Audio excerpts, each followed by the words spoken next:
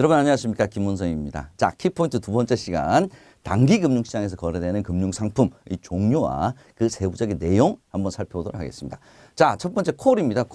콜은 금융기관들끼리만 거래를 하는 겁니다. 은행, 증권, 당연히 생명보험회사 포함이 되고요. 손해보험회사, 상호저축은행, 금융기관들끼리 서로 거래가 되고 있습니다. 그래서 금융기관들 다信用도가 좋죠. 서로 좋기 때문에 무담보로 거래가 된다. 이게 이제 첫 번째 키가 될 것 같고요. 만약에 시험 문제 나온다 그러면, 자, 금융기관들끼리만 하는 자금시장은 뭐냐? 콜. 이렇게 여러분께서 구별을 해 두시면 좋겠습니다.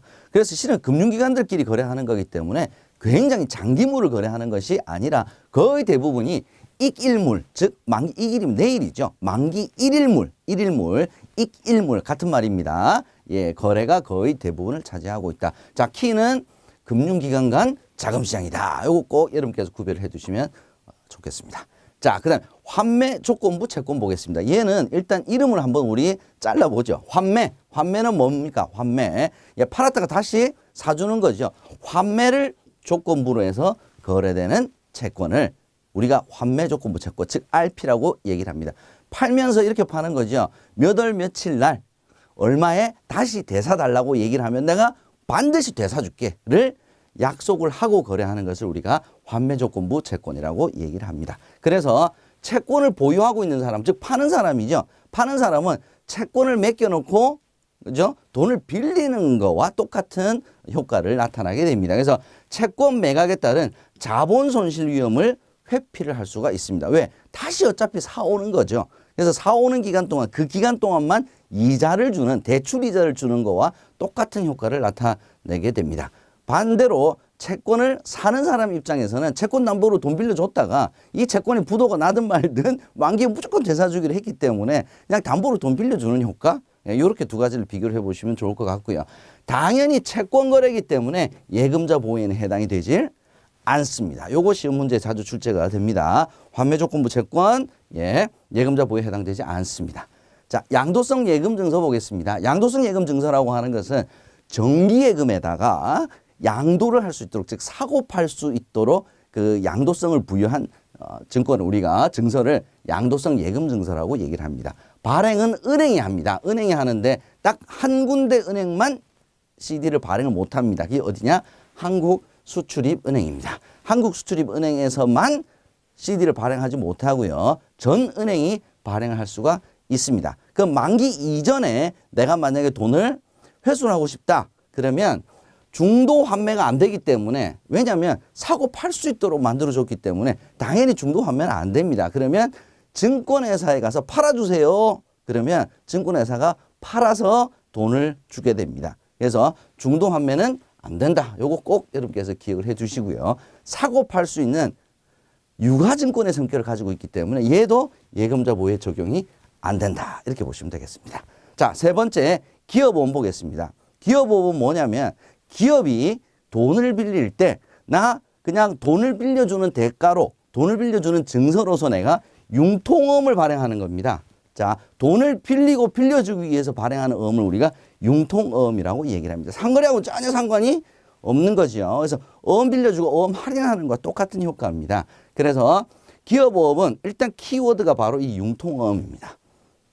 기업이 단기 자금을 조달할 목적으로, 즉 부동산 담보를 제공한다든지 뭐 이런 것이 아니라 어음을 매개로 해서 자금을 융통할 때 발행하는, 이걸 융통어음, 기업보험, 이렇게 여러분께서 기억을 해 두시면 좋겠습니다. 전자단기사채라고 하는 것은 기업어음이 가지고 있는 좀 불합리한 단점들을 보완하기 위해서 만든 상품이다. 이렇게 보시면 되겠습니다. 전자단기사채는 발행어음이 최소 1억 원 이상, 만기 1년 이내, 요 두 가지를 기억을 해 두시면 되겠습니다. 이게 시험 문제 출제된 적이 있습니다.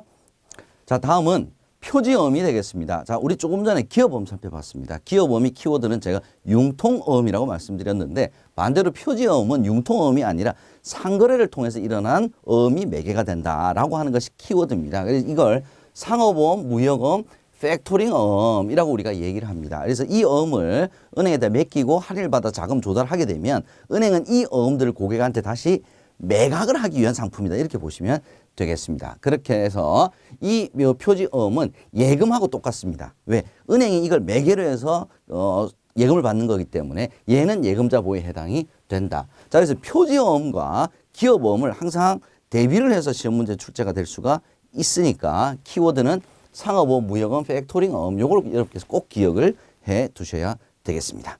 자, 그 다음으로 통화안정증권입니다. 통화안정증권은 가장 키워드가 뭐냐면 한국은행입니다. 한국은행. 한국은행이 통화량을 조절하기 위해서 발행하는 채권입니다.